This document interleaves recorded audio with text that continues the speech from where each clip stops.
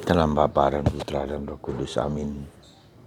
Allah yang penuh kasih, kami bersyukur bahwa kami Kau panggil untuk menjadi anak, menjadi putra dan putri kesayangan-Mu dari seorang Bapa yang penuh cinta kasih, yang care, yang peduli dengan kami.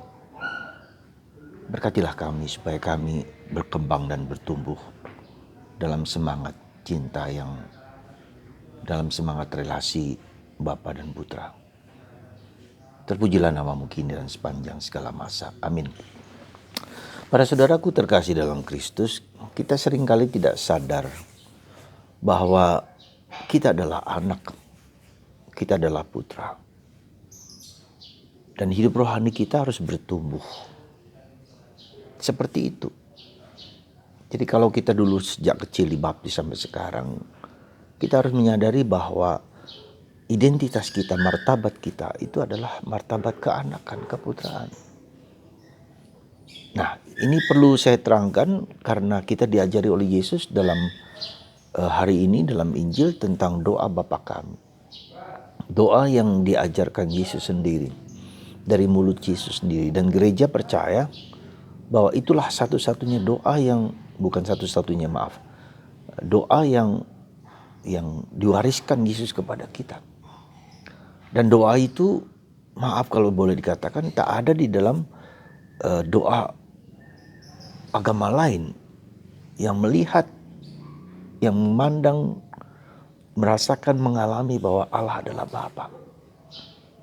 Bapa yang penuh kasih, Bapa yang care, Bapa yang peduli, Bapa yang mengampuni, Bapa yang care terhadap semua orang.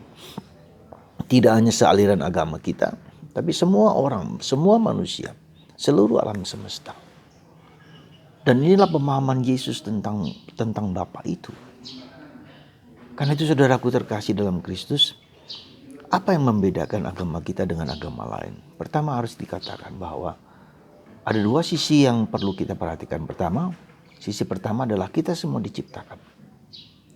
Dan kedua, sebagai orang Kristen kita diciptakan dan ditambahi gelar, martabat, identitas sebagai anak. Nah, bagaimana menerangkan itu? Hanya di dalam kekristenan saudara, keanakan itu sungguh merupakan suatu anugerah yang tak boleh kita abaikan. Jadi semua kita dalam tata penciptaan, ya, semua manusia, semua alam semesta diciptakan ya, oleh Allah dalam Putra bersama Roh Kudus. Ya. Sekali lagi, semua alam semesta, semua yang diciptakan dalam Putra, dalam Yesus, dan dalam Roh Kudus. Nah, dalam tata penciptaan itulah maka kita diberi karunia kebebasan, kita diberi karunia hati nurani, ya, berbagai macam karunia yang Tuhan berikan kepada kita sebagai penciptaan, sebagai yang diciptakan. Ya, salah satu hal yang paling mendasar adalah hati nurani. Jadi hati nurani itu mengajak kita untuk melakukan yang baik, segala yang baik, apa yang baik, dan menghindari yang jahat. Ya, melakukan yang baik, menghindari yang jahat. Dan itulah tata penciptaan. Maka ketika orang mau bahagia, ketika orang mau damai, tidak bisa tidak kecuali berbuat baik dan menghindari yang jahat. Dan ternyata anugerah tata penciptaan ini dalam sejarah manusia, dalam sejarah penciptaan itu tak mampu, ya. Sekali lagi tak mampu membawa manusia kepada keabadian, tak mampu membuat manusia dalam kedamaian. Maka ya Allah, ketika Allah menciptakan dunia dalam Putra dan Roh Kudus itu, Sang Putra, Sang Sabda ini diberikan kepada manusia. Ya, Sang Sabda ini lewat Roh Kudus, ya, lahir dalam Putra manusia. Ya, jadi itu yang harus kita sadari. Jadi Allah karena cintanya kepada manusia, karena ketidakberdayaan manusia, Allah melakukan dua hal. Pertama, mengirim putranya dalam inkarnasi, ya, dalam Bunda Maria menjadi manusia Yesus Kristus. Nah, Yesus inilah sang anak Allah, sang putra Allah, menghancurkan sumber dosa, ya, yaitu maut. Menghancurkan, mengalahkan, menindas, menghancurkannya, membuat manusia tidak bisa kembali kepada Bapa. Itulah dihancurkan oleh Yesus dengan pasca, dengan penderitaan dan wafat. Nah, di samping itu, karena putra itulah maka diberikan kepada kita Roh Kudus. Jadi setelah dihancurkan, kita diberi karunia Roh Kudus supaya kita memiliki daya dan kemampuan untuk menghayati keputraan itu. Nah, dengan baptisan itu maka kita tidak hanya menjadi yang diciptakan, tapi kita menjadi anak Allah. Ya, jadi putra Allah dengan diberi karunia Roh Kudus supaya kita mampu menjadi seperti anak Allah. Dan itulah yang menjadi nilai tambah bagi kita orang Kristen. Sekali lagi itu nilai tambah, ya. Tuhan dengan kehadiran Yesus dan kehadiran Roh Kudus itu membuat kemanusiaan kita ditambahkan dari natura menjadi supernatural. Nah, supernatural inilah Yesus dan Roh Kudus. Nah, inilah saudaraku terkasih kerangka keselamatan yang Tuhan berikan. Supaya kita menjadi putra Allah, maka diberi Roh Kudus. Roh Kuduslah yang membuat kita menjadi putra Allah, menjadi anak kesayangan Allah, menjadi martabat, ya, harkat, hakikatnya sebagai anak Allah. Nah, itulah saudaraku terkasih, maka ketika Yesus berdoa kepada Bapa, kepada Allah Bapanya, seperti Yesus mau memandang, melihat, mengalami Allahnya sebagai Bapa yang care, yang peduli, ya, maka kita juga sebagai anak berlaku demikian. Nah, dalam proses perjalanan hidup rohani kita, maka hidup rohani kita harus bersumber pada Trinitaris.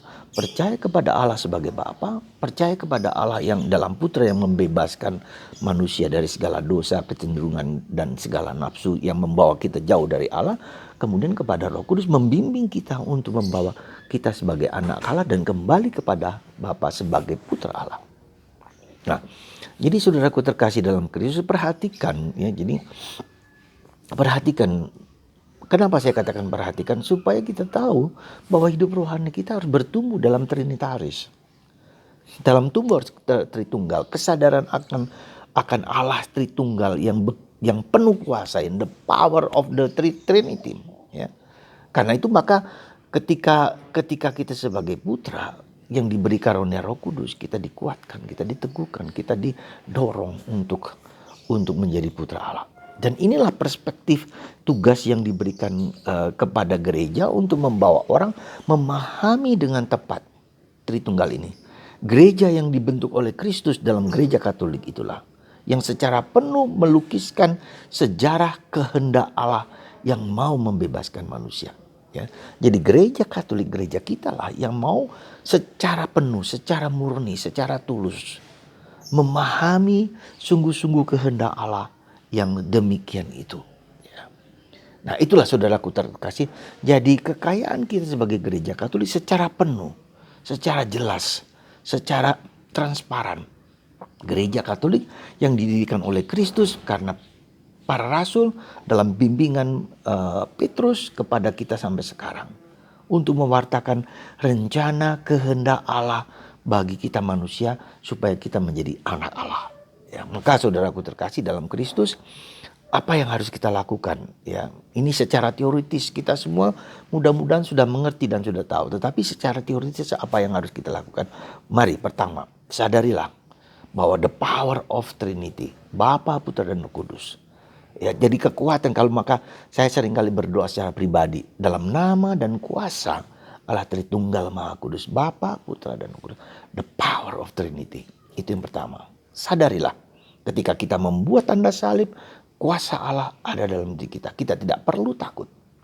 Kedua, latihlah sekali-sekali. Ya, coba Anda sadari peranan Bapa di mana, peranan Putra di mana, peranan Roh Kudus di mana. Maka sekali-sekali saya menganjurkan kepada Anda untuk berdoa rosario. Doa rosario itu Anda ganti dengan doa Bapa kami. Sekali-sekali dalam seminggu atau sebulan, Bapa kami semuanya. Sekali waktu juga dengan Roh Kudus, datanglah Roh Kudus, datanglah Roh Kudus. Ya. Nah, doa Maria, Tentu saja. Bisa juga Yesus. Jadi ketiga itu Anda pakai dengan rosari itu Bapa, Roh Kudus membebas, dan bukan Roh Kudus Yesus membebas, dan Roh Kudus mendampingi kita. Semoga dengan doa yang diajarkan Yesus kepada kita dengan doa Bapa kami ini, kita semua disemangati, digerakkan oleh Tritunggal Maha Kudus, Trinitaris dalam hidup kita. Dan kita mengalaminya dengan the power of Trinity. Ya, kekuatan Yesus. Yakinlah bahwa Tritunggal mendampingi Anda dengan kekuatan yang tak terhingga. Semoga Tuhan memberkati Anda dan sekali lagi menguatkan kita semua untuk terus berjuang dalam semangat Tritunggal Maha Kudus. Salam Trinitas, Bapa, Putra, dan Roh Kudus. Amin.